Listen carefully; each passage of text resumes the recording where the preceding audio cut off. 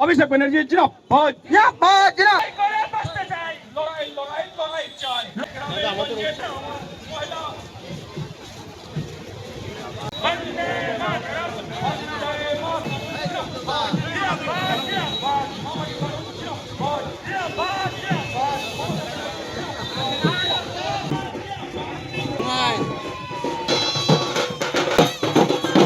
बड़ी बात है कि आज एनआरसी को और सीए को लेकर के बिहार में आंदोलन चल रहा है।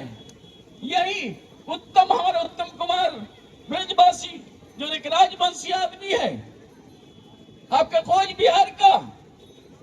बिहार के आदमी को आसाम गवर्नमेंट की तरफ से एनआरसी का ट्राइब्यूनल से जो है नोटिस आता है। क्या नोटिस? कि तुम जो है यहाँ का नहीं हो। अरे भाई, वो आसाम में जन्म ही नहीं हुआ, ना आसाम कभी किया है। उनका दादा परदादा 50 साल से वो यही है, लेकिन ट्राइब्यूनल से नोटिस आ गया। हमारे मुख्यमंत्री ममता बनर्जी को हम सैल्यूट जनाते हैं फिर से। उन्होंने पहली बार जो है उस उत्तम कुमार के फेवर में सारे डॉक्यूमेंट्स दे करके आसाम गवर्नमेंट को जो है वो कंडेम कर रही है।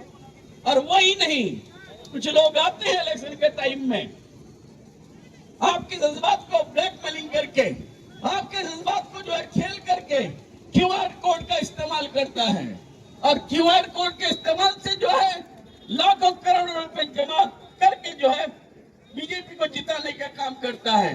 मैं 2019 में बोला था, ये 2019 में এই মঞ্চ থেকে আপনার দেখা গেল যে এনআরসির বিরুদ্ধে আপনি সুর চলালেন, কি বলবেন এই বিষয়ে?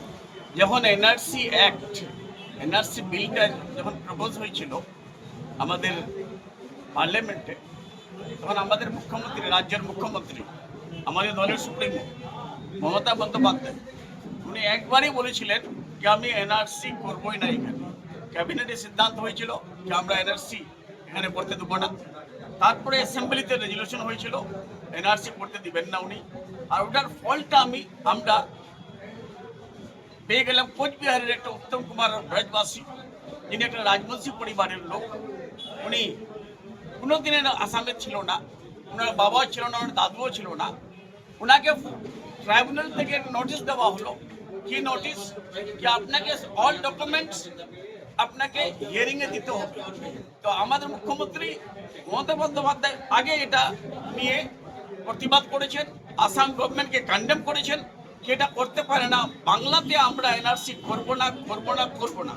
তো এনআরসি যখন বাংলা আমাদের ওয়েস্ট বেঙ্গলের লোককে কি করে বর্ডার ট্রাইব্যুনালে ডাকতে পারে, কি করে নোটিশ দিতে পারে? আমরা তো আসামে কাউকে নোটিশ দিইনি।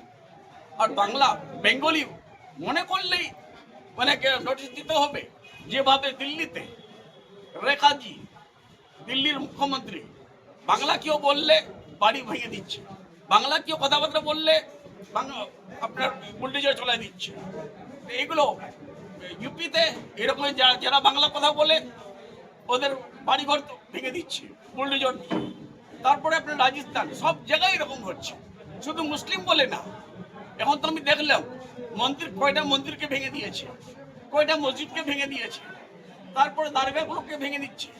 তারপরে আপনি দেখলাম যে আপনার গ্রেভিয়ার্ড, কবরস্থান, এটা ভারতে এটা কোনোদিনে আমরা আশা করিনি, আর এটা হওয়া উচিত না। যার জন্য আমি সবসময় আমাদের মুখ্যমন্ত্রী গর্ব করি যে আমরা ওয়েস্ট বেঙ্গলে আমরা হিন্দু, মুসলিম, শিখ, ইসাই সবাই একসঙ্গে আছি।